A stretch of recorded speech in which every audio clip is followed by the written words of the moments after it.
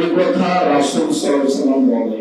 যত খেল তামাশা রয়েছে, বাদ্যযন্ত্র রয়েছে, গান বাজনা রয়েছে, সবে হারাম, সবে বাতিল, এই কথা মুহাম্মদ সাল্লাল্লাহু আলাইহি ওয়াসাল্লাম বলেন।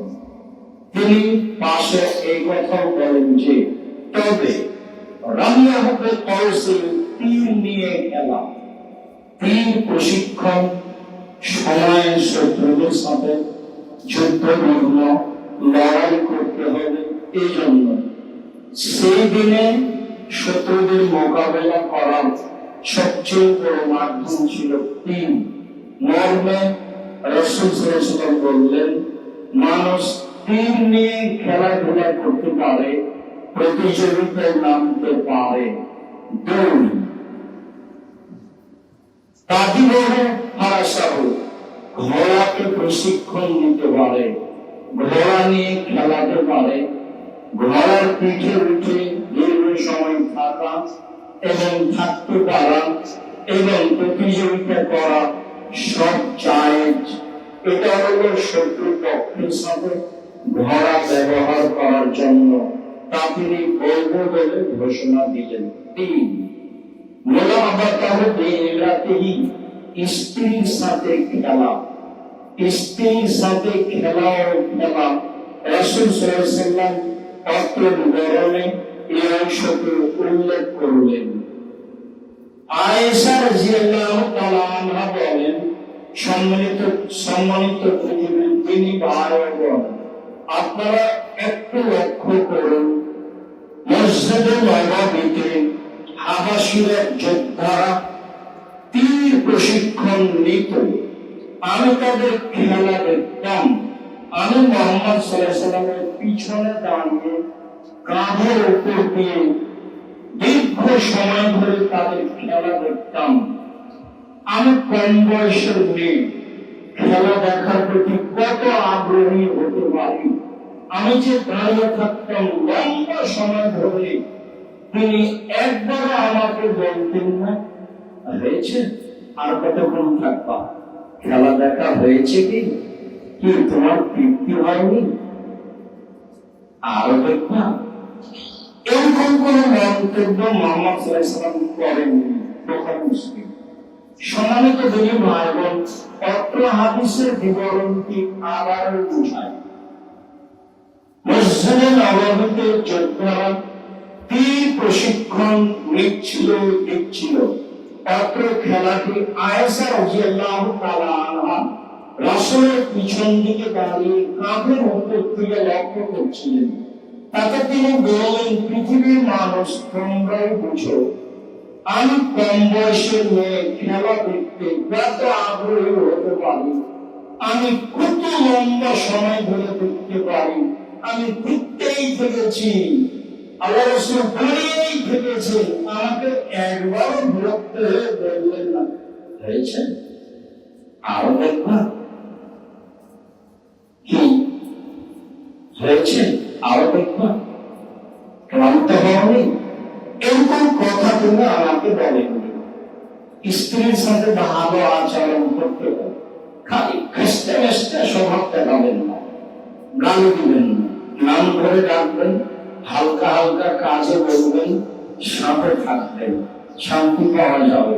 যদিও তার বোকামির কারণে, তার হস্তিনী নীতির কারণে, সংসার না বোঝার কারণে অনেক সময় আপনার সাথে মন্দ আচরণ করে থাকে, তবু আপনি প্রাণপণে চেষ্টা করবেন তার সাথে নরম আচরণে কথা বলা। সম্মানিত দিনী ভাই বোন, আয়েশা রাদিয়াল্লাহু তাআলা আনহা বলেন, একদা আমরা সফরে রাসূল সাল্লাল্লাহু আলাইহি ওয়াসাল্লামের সাথে দৌড়ের পাল্লা দিয়েছিলাম, তারপর আমি জয়ী হয়েছিলাম, তিনি পরাজয় হয়েছিলেন। অনেকদিন পরে আরেকদিন দৌড়ের প্রতিযোগিতা করলাম, তাতে আমি পরাজয় হলাম, তিনি জয়ী হলেন।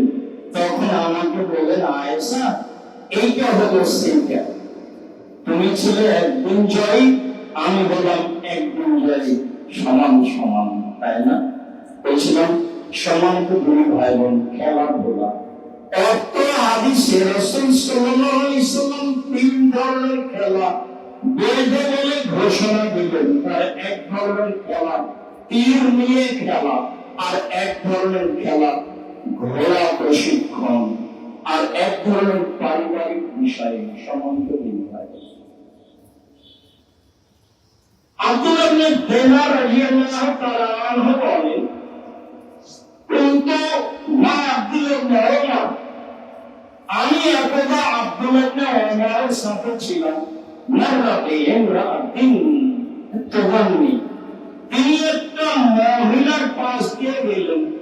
মহিলাটা গান বাজনায় মত্ত ছিল। তিনি বললেন, দেখো আব্দুল্লাহ ইবনে দিনার, إن الشيطان لو ترك أحدا وضرب عليه, মানুষ অন্যায় লিপ্ত আছে এই বলে যদি শয়তান কাউকে ছেড়ে দিত, তাহলে এই মহিলাকে শয়তান ছেড়ে দিত। মানুষ অন্যায় লিপ্ত থাকলে শয়তান তাকে আরো অন্যায় করার জন্য চেপে দেয়। মেয়েটি যখন গান বাজনা খেল তামাশায় মত্ত ছিল, আব্দুল্লাহ ওমর তা নাজায়েজ বলে ঘোষণা দিলেন এবং শয়তান তাকে ধরে আরো এতে ব্যস্ত করবে বলে উল্লেখ করলেন। বারা ইবনে আযিব রাদিয়াল্লাহু তাআলা আনহু বলেন, রাসূল সাল্লাল্লাহু আলাইহি ওয়াসাল্লাম বলেছেন, আল আশরাতু শাহুর, খেল তামাশা, গান বাজনা, বাদ্যযন্ত্র নিকৃষ্ট কাজ, জঘন্য কাজ, হারাম অবৈধ কাজ। আনাস ইবনে মালিক রাদিয়াল্লাহু তাআলা আনহু বলেন, রাসূল সাল্লাল্লাহু আলাইহি ওয়াসাল্লাম বললেন, লাস্তু মিন বাদিন আলা বাদি মিন শাইইন, খেলাধুলার সাথে আমি সম্পৃক্ত নই, আর আমি খেলাধুলা পছন্দ করি না, আমি তাকে ঘৃণা করি। এ কথা মুহাম্মদ সাল্লাল্লাহু আলাইহি ওয়াসাল্লাম বলেন। উলামা বারাহিরি রাদিয়াল্লাহু তাআলা আনহু বলেন, রাসূল সাল্লাল্লাহু আলাইহি ওয়াসাল্লাম বলেছেন, লা তাবিউল কানাত ওয়া তাশতারুহুন্না, পৃথিবীর মুসলিম পুরুষ নারী শুনে রেখো, তোমরা কখনো খেল তামাশা, গান বাজনা, বাদ্যযন্ত্রের জন্য এসব মাধ্যম ক্রয় করো না, এসব মেয়েদেরকে নিয়ে আসিও না, ক্রয় করো না, ওদের বিক্রয় করো না, ওরা তাদের গান বাজনা, খেল তামাশা, বাদ্যযন্ত্র শিখিয়ে দিও না। হারাম, এর মাধ্যমে যত পয়সা উপার্জন হবে সবই হারাম। দোকানে টিভি রেখে নগ্ন মেয়েকে নাচিয়ে আপনি উপার্জন করছেন, আপনি খুশি আছেন, কথা ঠিক, তবে উপার্জন হারাম, এই কথাই সত্য। তিনি বললেন, পৃথিবীর মানুষ তোমরা মেয়েদেরকে গান বাজনা, বাদ্যযন্ত্র, খেল তামাশা শিখিয়ে দিও না, তোমরা তাদের ক্রয় করো না, তোমরা তাদের বিক্রয় করো না, তাদের উপার্জিত সম্পদ হারাম। এটা মুহাম্মদ সাল্লাল্লাহু আলাইহি ওয়াসাল্লামের মুখের ভাষা, সম্মানিত ভাই।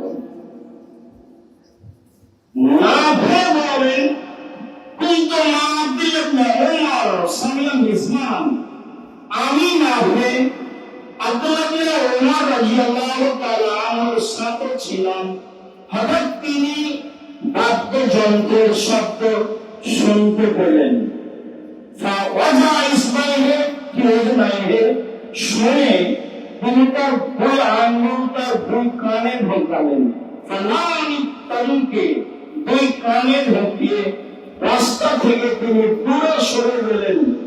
দূরে সরে গিয়ে বলছেন, নাফে হাল তাসমাউ শায়আন, তুমি কি এই বাদ্যযন্ত্রের শব্দ আওয়াজ শুনতে পাচ্ছ? আমি বললাম, জি না।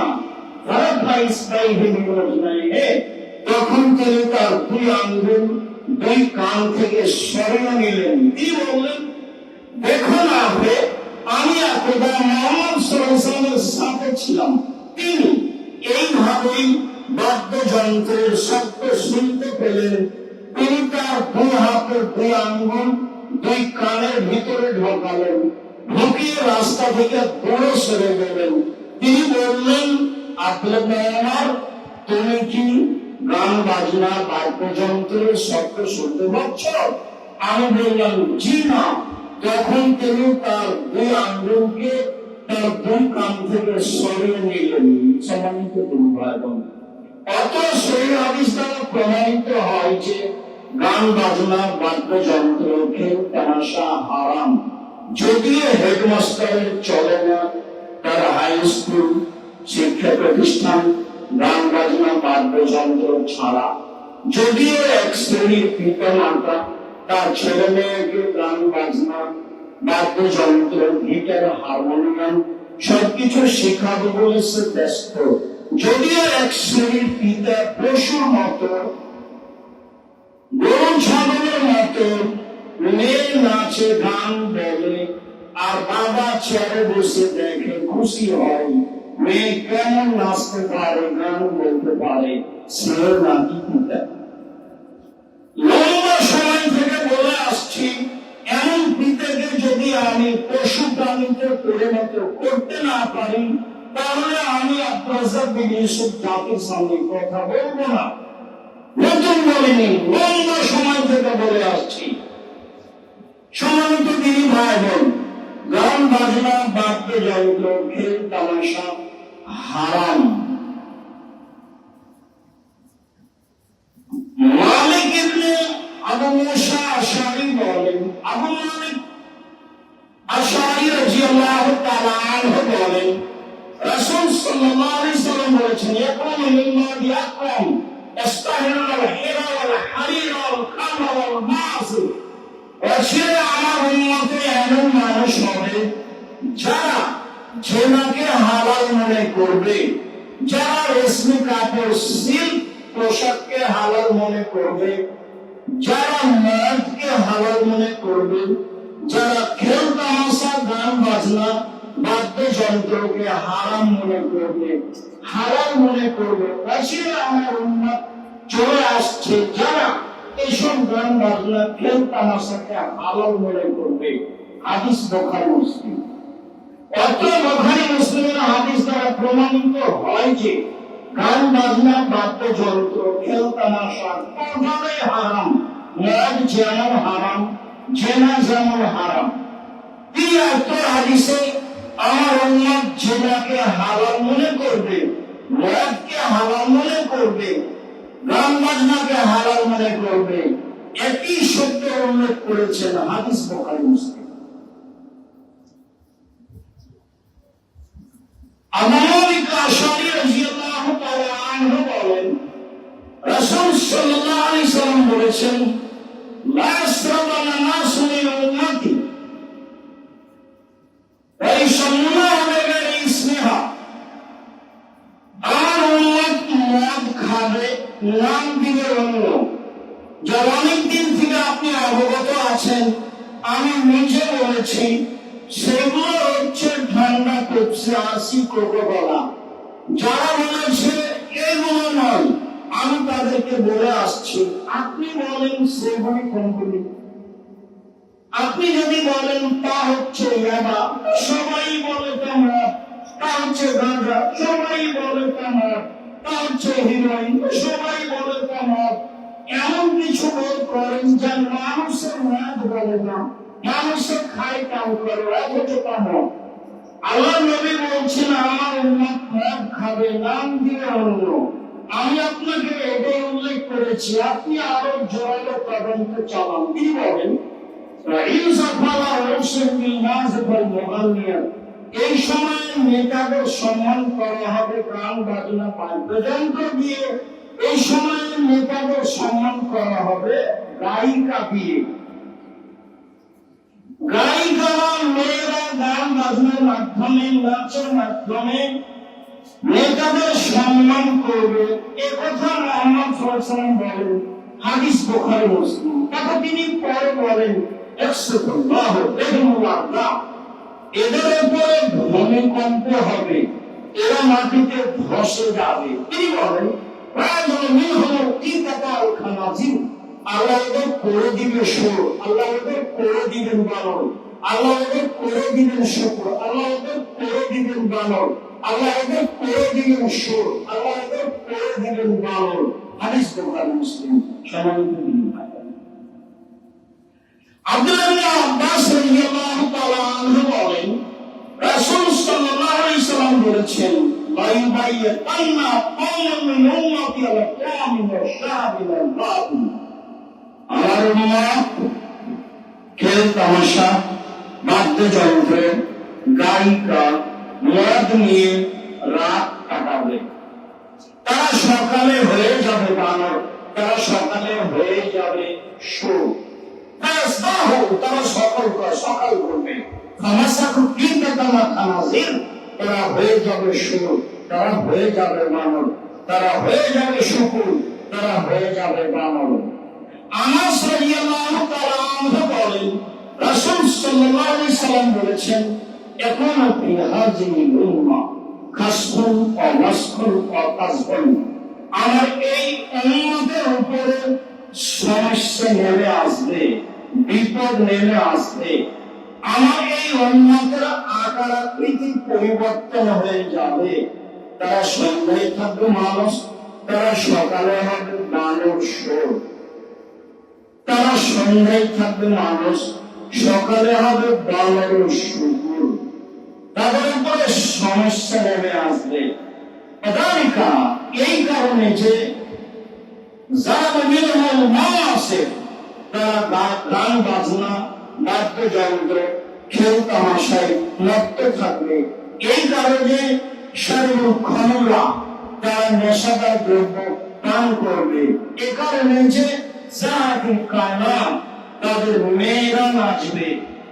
প্রায় সব মোবাইলে মেয়ে নাচে, প্রায় সব বাড়িতেই মেয়ে নাচে, প্রায় সব দোকানে মেয়ে নাচে। গান বাজনা, খেল তামাশা, বাদ্যযন্ত্র মানুষের কাছে পাপের কাজ নাই। তা হোক না কেন দোকানের উদ্বোধনী, তা হোক না কেন বিবাহ শাদী, তা হোক না কেন আরো কিছু, সবার বাড়িতে প্রায় সব ঘরেই মেয়েরা নাচে, গান বাজনা চলে।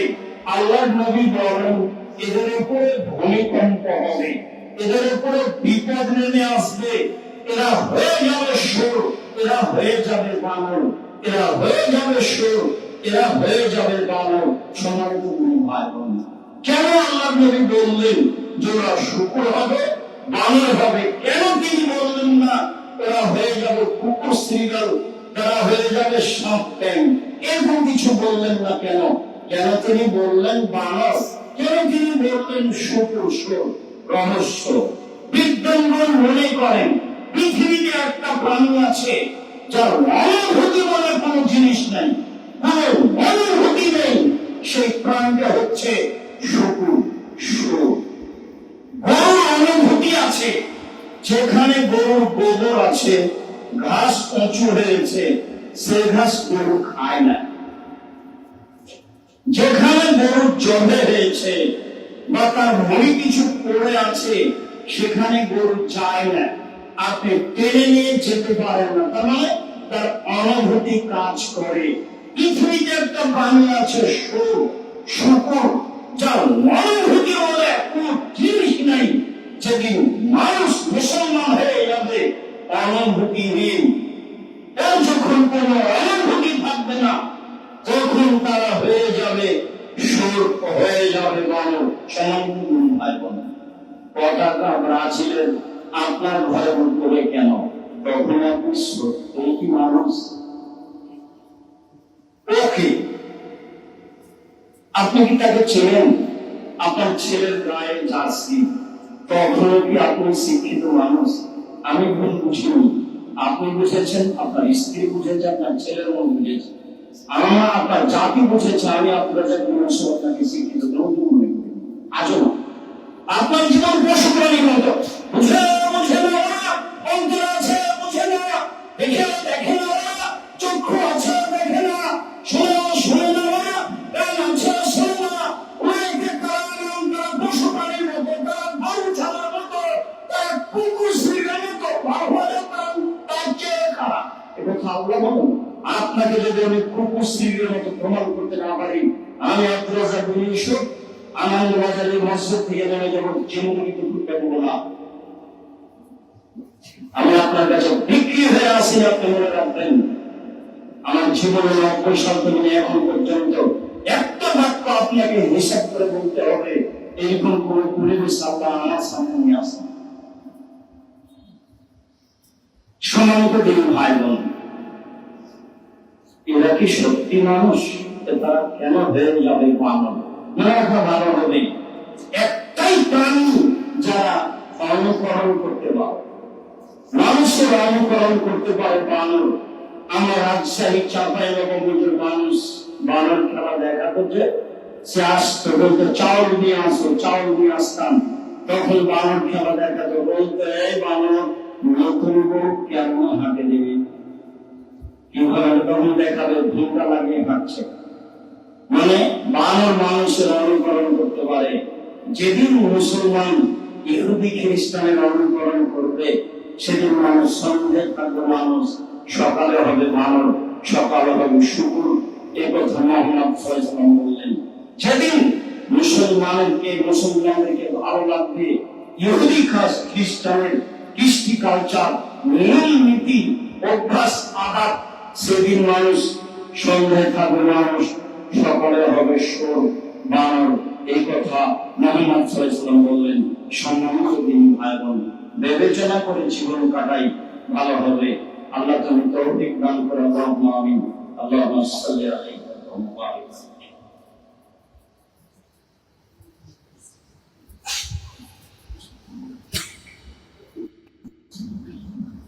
আলহামদুলিল্লাহ ওয়াহদা ওয়াসসালাতু ওয়াসসালামু আলা মান লা নাবিয়্যা বা'দা। সম্মানিত দিন,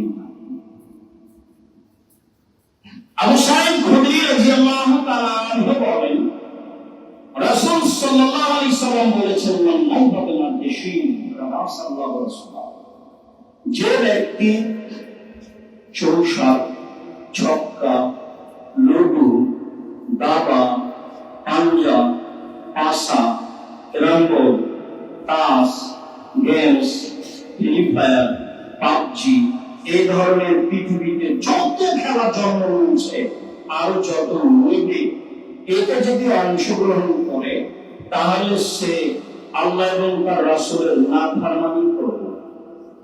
সে একজন খারাপ ঘৃণিত মানুষ। হাদিস মুসলিম। আব্দুল্লাহ বিন মাসউদ রাদিয়াল্লাহু তাআলা আনহু বলেন, রাসূল সাল্লাল্লাহু আলাইহি ওয়াসাল্লাম বলেছেন, মান গায়বা বিল শির ফাকাদ আকালা ওয়া সাবাকা ইয়াদাহু ফি লাহমি খিনজির আদামিহি। কেউ যদি চৌসা, ছক্কা, লুডু, দাবা, পাঞ্জা, পাসা, ক্যারাম বোর্ড, তাস, গেমস, ফ্রি ফায়ার, পাবজি, এই ধরনের যত খেলা পৃথিবীতে জন্ম নিয়েছে আর নেবে, যা বসে বসে চলে, তাতে হার জিত থাক আর না থাক, সেটা জুয়া হোক আর না হোক, সেটা টোটালি হারাম, সম্পূর্ণরূপে হারাম। সে তার হাতকে শরীর রক্তের মধ্যে ডুবিয়ে দেয়। আমি এ কথা বলিনি, এ কথা মুহাম্মদ সাল্লাল্লাহু আলাইহি ওয়াসাল্লাম। আপনার চোখের সামনে আপনার স্ত্রী আপনার বাচ্চাদেরকে এসব খেলা লাগিয়ে দিয়ে, ওই তখন ওই যে ইন্ডিয়ার ছবি, সেটা কি যেটা আছে আপনি ভালো জানেন। আপনার বউ এক জায়গায় ব্যস্ত, আপনি এক জায়গায় ব্যস্ত, ছেলে মেয়ে ব্যস্ত। সম্মানিত দিন ভাই, এই কথা রাসূল সাল্লাল্লাহু আলাইহি ওয়াসাল্লাম বলেন, এই ধরনের খেলা কত হারাম, তাতে জুয়া থাকে না থাকে, তাতে টাকা হাজি থাকে না থাকে, তা বসে বসে চলে, এই জন্য টোটালি হারাম, সম্পূর্ণরূপে হারাম। আব্বাস রাদিয়াল্লাহু তাআলা আনহু বলেন, রাসূল সাল্লাল্লাহু আলাইহি ওয়াসাল্লাম বলেছেন, আল্লাহ তাআলা বলেন, ইন্নাল্লাহা হারামাল খামরা ওয়াল মাইসিরা ওয়াল কুরবা, নিশ্চয় আল্লাহ তাআলা মদ, জুয়া, ঢোল, ঢাক, ডুবি, তবলা, হারমোনিয়াম, গিটার, সেতারা, দোতারা, একতারা, যত বাদ্যযন্ত্র আছে সব হারাম, এই কথা আল্লাহ তাআলা বলেন। ঢোল, ঢাক, ডুবি, তবলা, হারমোনিয়াম, গিটার, সেতারা, দোতারা, একতারা, এই ধরনের আরো যত খেলা আছে যেটা বাদ্যযন্ত্র সব হারাম, এই কথা আল্লাহ তাআলা বলেন। তাতে তিনি বলেন, মদ যেমন হারাম তেমন হারাম, জুয়া যেমন হারাম তেমন হারাম, এই ধরনের খেলায় অংশগ্রহণ করা হারাম। তাকে তিনি জুয়ার মতো, মদের মতো হারাম বলে ঘোষণা করেছেন। আমার ইবনে ইয়াসার রাদিয়াল্লাহু তাআলা আনহু বলেন, রাসূল সাল্লাল্লাহু আলাইহি ওয়াসাল্লাম বলেছেন, লা ইয়াদখুলুল জান্নাতা আকুল, বাপ মাকে মানে না যে জান্নাতে যাবে না সে। দুই, জুয়া খেলে যে জান্নাতে যাবে না সে। তিন, খোটা দেয় যে জান্নাতে যাবে না সে। চার, নিয়মিত নেশাদার দ্রব্য পান করে যে জান্নাতে যাবে না সে। অত হাদিসে একটি কথা আছে, জুয়া যাতে টাকার হার জিত থাকে, এটা লক্ষ্য করে রাসূল সাল্লাল্লাহু আলাইহি ওয়াসাল্লাম বলেন, পৃথিবীর মানুষ শুনে রেখো, কেউ যদি কাউকে বলে তাল উকা মেকা আসো জুয়া খেলি ফালিয়াতা সাক্কা, তাহলে তাকে কাফারা দিতে হবে, 10 জন মিসকিনকে 1.5 কেজি করে চাল দিতে হবে। খেলেইনি, খালি বলেছে আসো খেলি, খেলেইনি, খালি বলেছে আসো খেলি। এক অবাক পাপ। পৃথিবীতে দুটো পাপ আছে, না খেলে পাপী, না করে পাপী। তার একটা খেলা হচ্ছে জুয়া খেলা, খালি বলেছে আসো জুয়া খেলি, তাহলে তাকে কাফারা দিতে হবে। আরেকটা পাপ আছে, মহিলারা যদি সাজুগুজু করে, সাজগোজ করে পুরুষের পাশ দিয়ে হাঁটে, তাহলে তারা ব্যভিচারিণী, ব্যভিচারিণী, ব্যভিচারিণী। রাসূল সাল্লাল্লাহু আলাইহি ওয়াসাল্লাম কথাটি 2 বার বা 3 বার বলেন, অথচ মেয়েটি জেনা করেন। অবাক অবাক পাপ। যেমন দুনিয়াতে দুটা পাপ আছে যা মানুষের ধারণায় নেকির কাজ, যা মাশাআল্লাহ চট্টগ্রামে খুব চলে, তার একটার নাম শিরক আর একটার নাম বিদআত। দুটাই মানুষের ধারণায় নেকির কাজ। আজকে বিকালে কোথায় প্রোগ্রাম আছে 4টার দিকে, সেখানে আপনার সাথে শিরক বিদআত নিয়ে কিছু কথা হবে বলে আমরা আশা করছি ইনশাআল্লাহ। সম্মানিত ভাই, জুয়া খেলায় অংশগ্রহণ করলে সে জান্নাতে যাবে না, এই কথা রাসূল সাল্লাল্লাহু আলাইহি ওয়াসাল্লাম বলেন, হাদিস সহিহ। এবার আপনাকে বলি, জুয়া 2022 সালে কাতারে খেলা হয়েছিল বিশ্বকাপ। তখনকার টাকা খরচ ছিল 22 লক্ষ কোটি টাকা, প্রায় 22 লক্ষ কোটি টাকা। তাতে আয়োজনে ছিল কাতার একাই।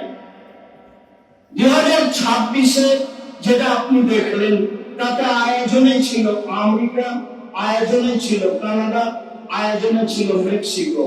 3টে দেশ মিলে খরচ করেছে প্রায় 1,70,000 কোটি টাকা, প্রায় 1,70,000 কোটি টাকা।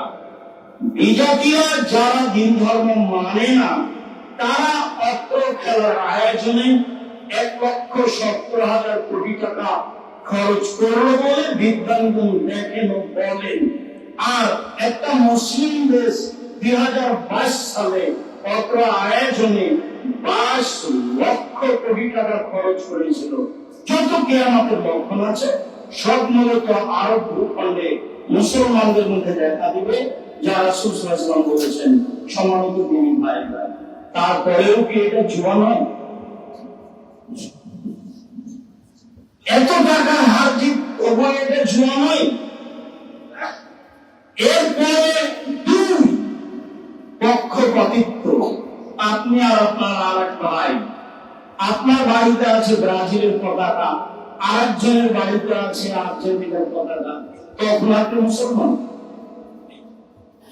কত খরচ আছে, কত মোবাইলে খরচ হয়েছে, কত টিভিতে খরচ হয়েছে, তারপরে আছে বাজি, কত টাকা আপনি আর কত টাকা সে, তারপরে আছে বিদ্বেষী ভাবাপন্ন একজন আর একজনের সাথে, তারপরে আছে সময়ের ক্ষতি, তারপরে আছে মেয়েদের লগ্নতা উল্লাসিতা, জীবনে ভরপুর। এত নেককারজনক, নোংরা, জঘন্য, অসভ্য, বর্বর ইহুদি খ্রিস্টানদের নেককারজনক খেলা চলে, আর আপনার ছেলে মেয়ে দেখে, তবু এটা জুয়া নয়, তবু এটা হারাম নয়, তবু আপনি মুসলমান। এ বলেছে আপনি শিক্ষিত মানুষ, আপনার ছেলে মেয়েকে আমি আপনার কাছে কোন স্বীকৃতি অশিক্ষিত প্রমাণ করতে না পারি, জাতি সংবদ্ধ না। কি মনে করেন আপনি ওর জার্সি আপনার গায়ে কেন? আমি আপনার জার্সি দিয়ে টয়লেট পেপার হিসেবে ব্যবহার করবো না, আমি প্রস্তুত। ওই জার্সি আপনার ছেলের গায়ে, আপনার গায়ে লেখা আছে 40 আপনি সলাপদে বলছেন, পিছনে আপনার 40 দেখে দিতে আমার সময়। খেলোয়াড়ের মতো করে আপনার মাথার চোখ কাটা আছে, আপনার ছেলের কাটা আছে, তখন আপনি মুসলমান? বুঝাতে পারলাম না। আল্লাহ তাআলা বলছেন, মুহাম্মদ সাল্লাল্লাহু আলাইহি ওয়াসাল্লাম ইহুদি খ্রিস্টান কিয়ামত পর্যন্ত আপনাকে মানবে না, মানবে না, মানবে না, মানবে না। আপনি নিজেই ইহুদি হয়ে যাও, তাহলে খুশি হবে। নিজে খ্রিস্টান হয়ে যাও, তখন খুশি হবে। অবাক কথা, সারা বংশ করে 14 গোষ্ঠী নিয়ে, আর পরিবার নিয়ে আপনি বড় স্কিম দিয়ে ঢাকা বিশ্ববিদ্যালয়, চট্টগ্রাম বিশ্ববিদ্যালয়, গ্রামে গ্রামে এই খেলা দেখেন, তবু আপনি মুসলমান? তবু সেটা খেলা যায়? এগুলো হতে পারে অবাক কথা। এরাই দাস দাসী, যাকে যার ব্যাপারে আব্দুল বক্তব্যে একাধিক দিন বলেছে, ওই আপনার বিশ্ববিদ্যালয়ে বড় স্কিমে এই খেলা চলে। পৃথিবীতে যেগুলো শ্রেষ্ঠ বিশ্ববিদ্যালয় আপনি বলেন, সেই চক্রগুলো চলে না? কেমব্রিজে ছিল, অক্সফোর্ডে ছিল, হার্ভার্ডে ছিল, দেখেন তাদের মাঠে ছিল কিনা? আপনি যে আসলেই দাস, আপনি যে আসলেই দাসী, আপনার যে ঘেরানোর কোন জিনিস নাই, আপনি যে কুকুরশরীরের মতো জীবন কাটান, এ কথাই ঠিক যেটা আল্লাহ বলেছেন। বুঝে না ওরা, অন্তর আছে বুঝে না, দেখে না ওরা, চক্ষু আছে দেখে না, শোনে না ওরা, কান আছে শুনে না। ওরাকে কালাম, তারা পশু প্রাণীর মতো, তারা বেউন সবার মতো, তারা কুকুর শ্রেণীর মতো, ভালো বরং তার চেয়ে খারাপ। মিলন দেখি সময় দিন ভাই, এমনটা কেন? জি, এ আমাদের লক্ষণ। যখন মানুষ নিচে নামতে নামতে অনেক নিচে নেমে যাবে, তখন এমনটা হবে। কেমন? রাসূল সাল্লাল্লাহু আলাইহি ওয়াসাল্লাম বললেন, যেদিন সমাজের দায়িত্বশীলরা হয়ে যাবে ইতর শ্রেণীর মানুষ, মরণ একদিন আসবে, বসে হয়ে দেখুন লোকা ইতরের সন্তান যখন সমাজের দায়িত্ব পালন করবে, তখন এগুলি ঘটবে। বিবেচনা বলে কোনো জিনিস থাকবে না, সমাজের মানুষ হয়ে যাবে আগাছা। আমি তাকে বলেছি, এই শ্রেণীর মানুষ বলতে রাজশাহী, চাঁপাইনবাবগঞ্জ, নওগাঁ, নাটোরের ভাষায় ছোট লোকের বাচ্চা, ছোট লোক যখন সমাজের দায়িত্ব পালন করবে, তখন মানুষ এরকম খেলা নিয়ে, এরকম কাজ নিয়ে মগ্ন থাকবে। তাতে রংপুর, দিনাজপুর, লালমোহন, নীলফামারী, কুড়িগ্রাম, পঞ্চগড়, ঠাকুরগাঁ, গাইবান্ধা, জয়পুরহাট, বগুড়া এসব ডিস্ট্রিক্টের লোকের ভাষায় যখন একেবারে নিম্ন শ্রেণীর ভাষা, একেবারে নিম্ন শ্রেণীর ভাষা বেন্যায় বাচ্চা বেন্যায় যখন সামাজিক দায়িত্ব পালন করবে, তখন এসব কিছু নেমে আসবে।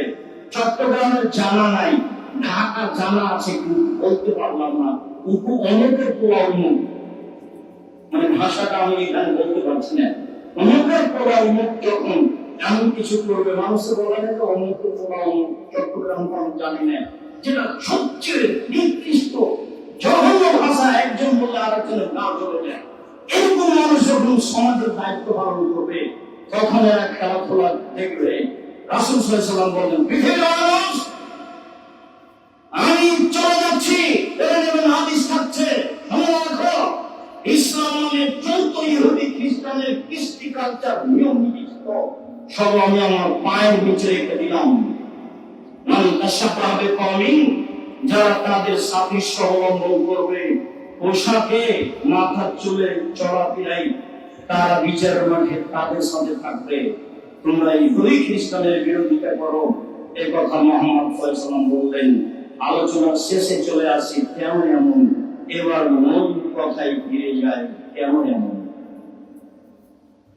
আবু সাঈদ খুদরি রাদিয়াল্লাহু তাআলা আনহু বলেন, রাসূল সাল্লাল্লাহু আলাইহি ওয়াসাল্লাম বলেছেন, লা তাত্তাবিউন্না কাবলাকুম, পৃথিবীর মানুষ তোমরা ইহুদি খ্রিস্টানের অনুসরণ করবে, শিবরাম বেশি দিন, ডান হাতের বিঘজন যা বাম হাতের সমান, জেরান বেজরাইন, ডান হাত যেমন বাহু বাম হাতের সমান, সমান সমান যেমন তোমরা তাদের সাথে তাদের কৃষ্টি কালচারে মিলে যাবে, সমান সমান তেমন। এই কথা বলে তিনি নিচে নামতে লাগলেন। নিচে নামতে নামতে বলছেন, লাউ দেখানো চোহরা যাও, ওরা যদি একটা নিকৃষ্ট প্রাণী গুই সাপের চরিত্রে ঢুকে তাদের গর্তে ঢুকে থাকে, তোমরাও তাদের অনুসরণ করতে গিয়ে গুই সাপের গর্তে ঢুকবে। এটা তিনি নিচে নামার একটা বিবরণ দিলেন। মানুষ নিচে নামতে নামতে এত নিচে নেমে যাবে, ওরা যদি এরকম করে তো মুসলমানও এরকম। হাদিস তো বুখারী। এবার চলেন আরো কঠিন মনে হবে। আব্দুল্লাহ ইবনে আমর বলেন, রাসূল সাল্লাল্লাহু আলাইহি ওয়াসাল্লাম বলেন, লা ইয়াকিনা ওয়া উম্মতি কামা আতালা বানী ইসরাঈল হাজওয়ান নামিনা। ইহুদি খ্রিস্টান যা করেছে করছে, আমার উম্মত তাই করবে। ডান পায়ের জুতা যেমন বাম পায়ের সমান, বাম পায়ের জুতা যেমন ডান পায়ের সমান, ডান হাতের বিঘত যেমন বাম হাতের সমান, ডান হাত যেমন বাম হাতের সমান, ডান পায়ের জুতা যেমন বাম পায়ের সমান। আমার উম্মত ইহুদি খ্রিস্টানদের সাথে সবকিছুতে মিশে যাবে, সমান সমান। নিচে নামতে নামতে নামতে বলছেন, সব পৃথিবীর মানুষ ওরা যদি মায়ের সাথে জেনা করে থাকে, আমার উম্মত মায়ের সাথে জেনা। কেমন লাগলো? এটা তো মুহাম্মদ সাল্লাল্লাহু আলাইহি ওয়াসাল্লামের মুখের ভাষা। আমি তো আপনাকে বলেছি, আন্তর্জাতিক খেলায় যেদিন আপনি খুব মত্ত ছিলেন, ভোর পর্যন্ত দেখছিলেন, আমি আপনাকে মুখে চোখে দেখেছি। আমি বলছি আপনাকে, আমি লম্বা সময় থেকে বলে আসছি, প্রায় 30 বছর থেকে, এই খেলার পাশে বসে থাকাও হারাম। এই খেলা দেখাতে বহু দূরের কথা, এই খেলার গল্প যেখানে চলে সেখানে বসে থাকাও হারাম। এই খেলার গল্প যেখানে চলে সেখানে বসে থাকাও হারাম। Football, volleyball, cricket, racket, badminton, যখন এই ধরনের পৃথিবীতে যত খেলা আছে, শরীর চর্চা হয়, হার জিত রয়েছে, টাকার হার জিত রয়েছে, তখন জুয়া, তখন হারাম। এই খেলাগুলি টাকার হার জিত হলে, হার জিত হলে এটা জুয়া, এটা হারাম। এর গল্প যেখানে চলে সেখানে বসে থাকা হারাম।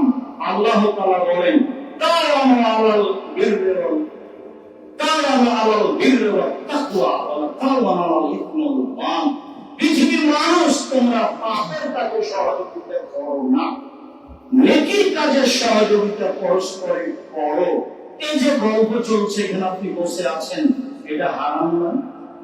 হাততালি চলছে, যেটা ইহুদি খ্রিস্টানের কাজ, যেখানে জেনা চলছে, যেখানে বাজি চলছে, যেখানে 1 কোটি টাকা খরচ আছে, যেখানে হিংসা বিদ্বেষ আছে, যেখানে মারামারি আছে, যেখানে জীবন দেওয়া আছে, সব বিবরণ আপনি অক্ষরে দিতে পারবেন, তবুও সেটা আপনাকে খারাপ লাগলো না?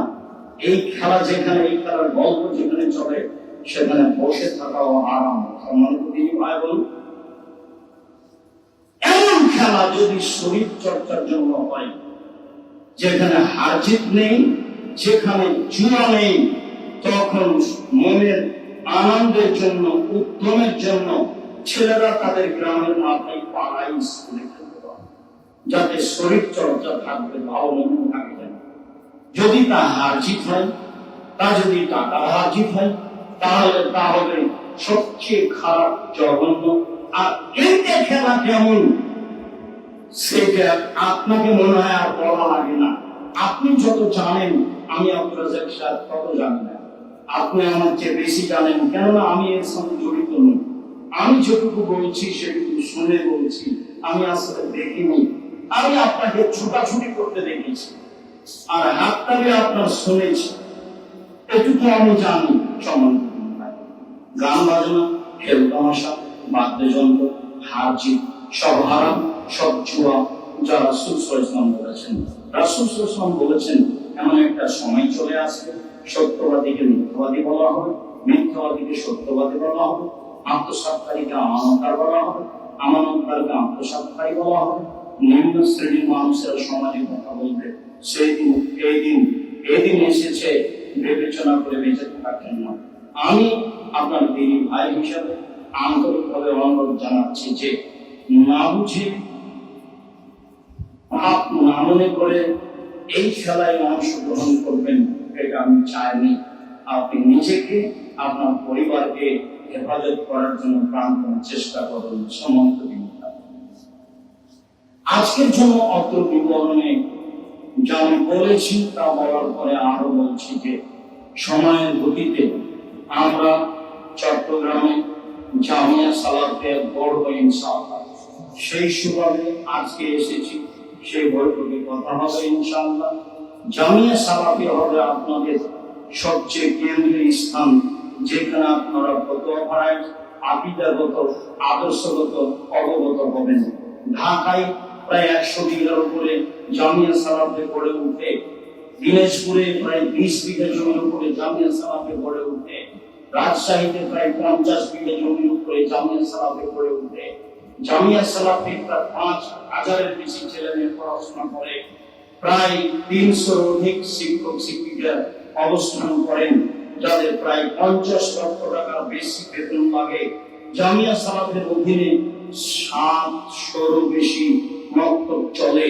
জামিয়া সালাফিয়ায় অনলাইন আল-ইতিসাম টিভির ব্যবস্থা আছে। জামিয়া সালাফিয়ায় ক্ষুদ্র ঋণের ব্যবস্থা আছে।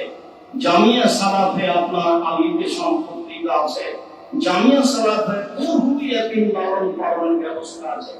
প্রায় 500-র অধিক জামিয়া সালাফিয়া আপনার সেবায় সার্বিক নিয়োজিত আছে। চট্টগ্রামে কেন হবে না? যে কোনো মূল্যে চট্টগ্রামের জামিয়া সালাফিয়ার সার্বিক বিষয়গুলি গড়ে তুলতে হবে ইনশাআল্লাহ। আমি আপনার কাছে আজকের বিবরণের পরে যেটা শেষে এসে জোরালো যেটা দাবি রাখি, সেটা হলো অবশ্যই আপনি আপনার কাজ কর্মের সাথে, ছেলে মেয়ের দোয়ার সাথে জড়িয়ে নেবেন। আল্লাহ তুমি জামিয়া সালাফিয়া চট্টগ্রামে করুন। আমিও এটা বলছি যে, আল্লাহ তুমি জামিয়া সালাফিয়া চট্টগ্রামে গ্রহণ করো, যেখানে ছেলে মেয়ে উন্নত মানের কোরআন হাদিস শিখে অনলাইন লড়বে, মুখী কলমে মিটিয়ে, যেখানে জাতিকে পরকালমুখী করবে, যেখানে জাতিকে শিরক মুক্ত করবে, বিদআত মুক্ত করবে। মর্মে আপনাকে আমি বলতে চাচ্ছি যে, আমি আব্দুর রাজ্জাক নিয়মিত আপনার এই আনন্দবাজার হালিশহর চট্টগ্রাম বায়তুল হাম জামে মসজিদে মাসে একদিন আসার চেষ্টা করবো ইনশাআল্লাহ। আপনি আসবেন, আপনার ভাই বোন, আত্মীয় স্বজন, দেশবাসী যত আপনার পরিচিত মানুষ আছে সবকে নিয়ে আসার চেষ্টা করবেন। আমি আপনার দিন ধর্মের ব্যাপারে কিছু না কিছু উপকার করবেন।